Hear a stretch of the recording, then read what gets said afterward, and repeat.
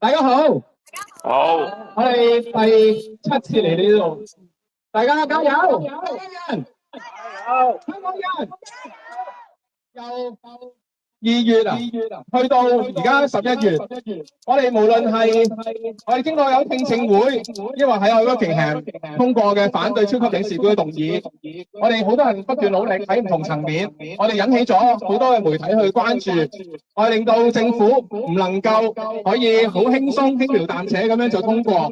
政府而家喺度不斷去 delay 再 delay， 要去攞文件去 delay， 咁但係咧，佢不斷喺度拖延期間咧，我哋又發生到喺幾個禮拜之前，我哋發生到好多嘅一個中國間諜案係未能起訴，跟住政府官員喺度推嚟推去，咁亦都引起咗大家有睇報紙有睇新聞嘅話，就呢單間諜案咧係引起咗唔同嘅新聞，無論係網上又好，報紙又好，全部都係頭版嚟嘅。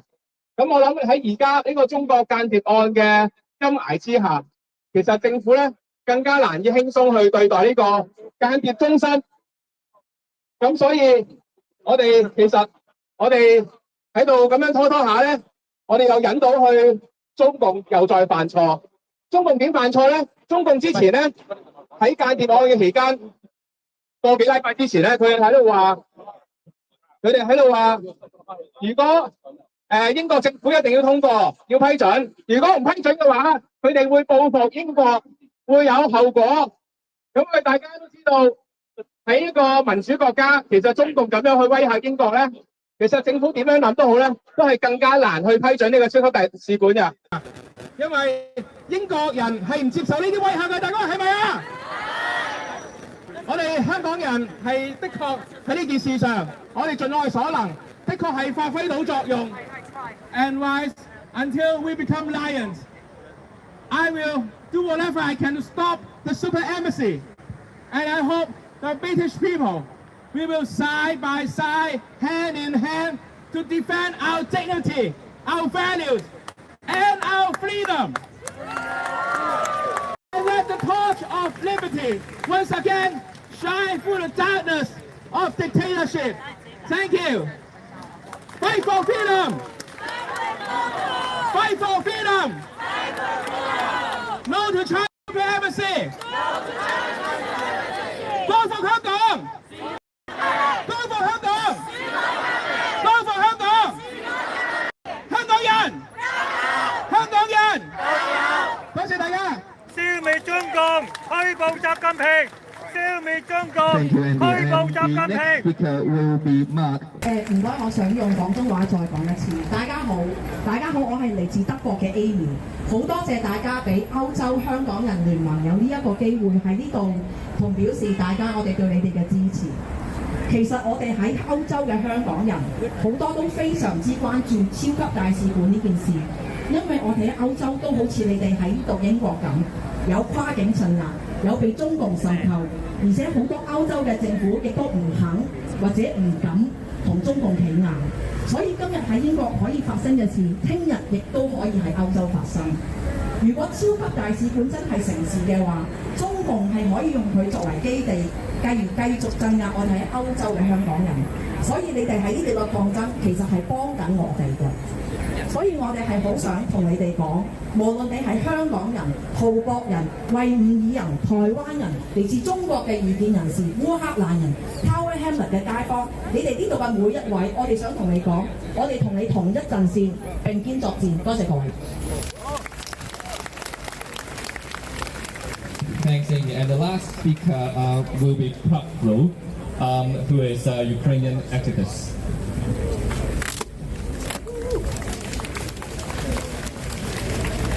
All together, we will win.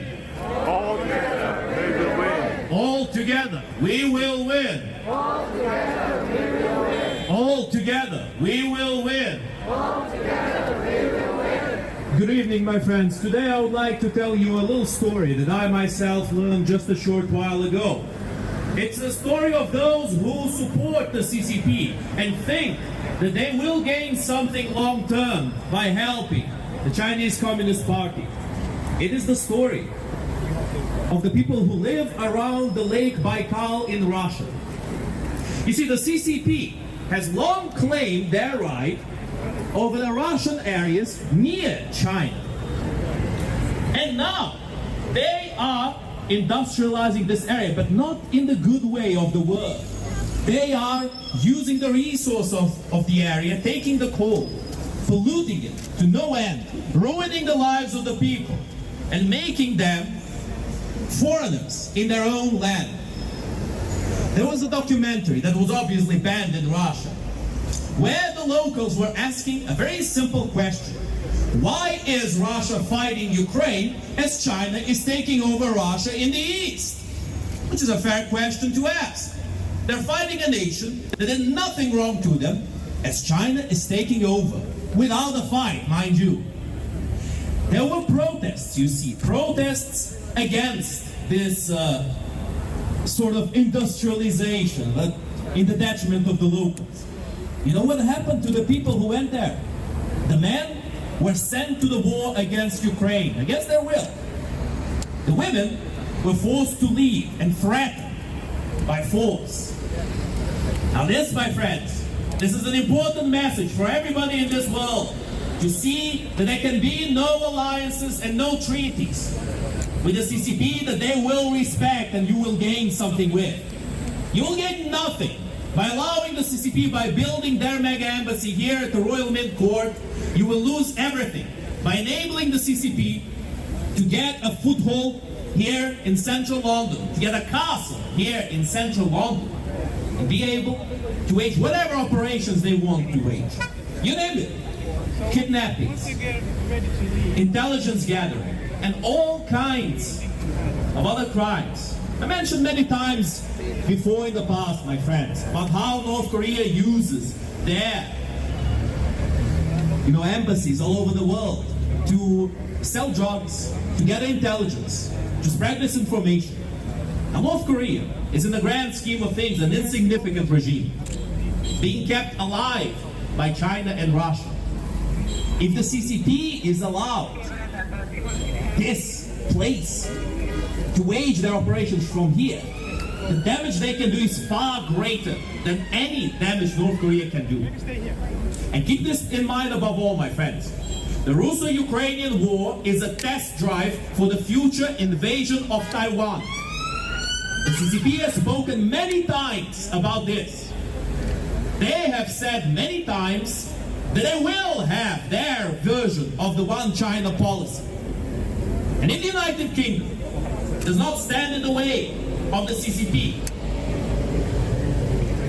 well, my friends, then the United Kingdom may be next on the list.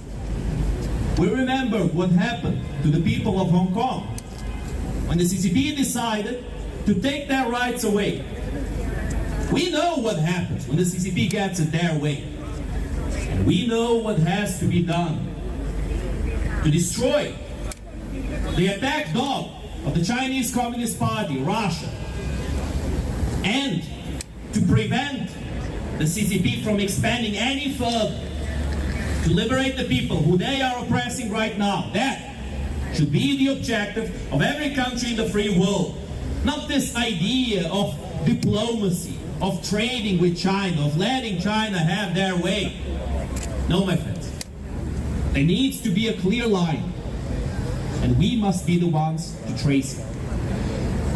Stop the CCP! Stop the CCP! Stop the CCP! Stop the CCP! Stop the CCP! Stop the CCP! Slava Ukraini! Slava Ukraini! Oh, my friends, you remember last time when somebody says Slava Ukraini, we have to reply Heroyam Slava. Let's try that again. Slava Ukraini!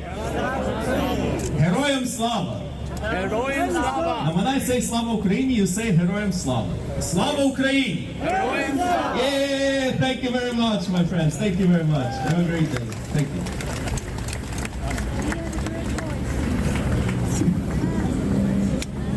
Hi, thank you very much. Thank you very much for everyone. Today we are here marching, having this rally. But yesterday, before the rally, many groups of the dissident groups already emailed number 10 Downing Street, our dear Prime Minister, to send our urgent request to permanently hold this permission for the proposed China's mega embassy at the Royal Mint Post. And thanks Samri Pazan for helping to draft the letter. We will also post the physical letter to number 10 Downing Street on Monday. And we want to also remind everyone here, please, after the march, later on, write to the MP, write to your MP, write to the government. There are so many channels in this democratic society where we can voice our voices. And the letter has been posted on our social media, the anti-China mega embassies, Facebook and Instagram. But I think there is one particular passage I really want to share here on site with you. It's a history lesson. The lessons from 2008 when British when British actually shift its policy on Tibet in 2008. And then what happened? It has been widely seen as a concession to Beijing yield no lasting benefit to Britain. Instead, repression escalated in Tibet and then Xinjiang, and we know Hong Kong's freedom later on dismantled in the open breach of the Sino-British Joint Declaration as well. So basically, history demonstrates that perceived concessions would embolden rather than moderate CCP's behavior, allowing this